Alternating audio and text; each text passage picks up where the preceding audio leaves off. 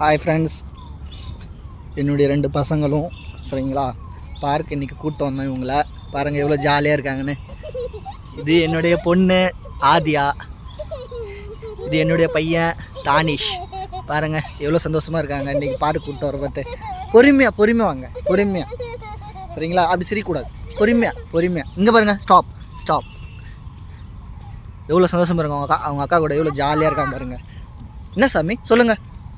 அக்கா கைப்பிடிங்க, கைப்பிடிங்க பாருங்கள். கையை பிடிச்சிட்டு வரணும் அவனுக்கு. சரி வாங்க பொறுமையாக வாங்க சரிங்களா.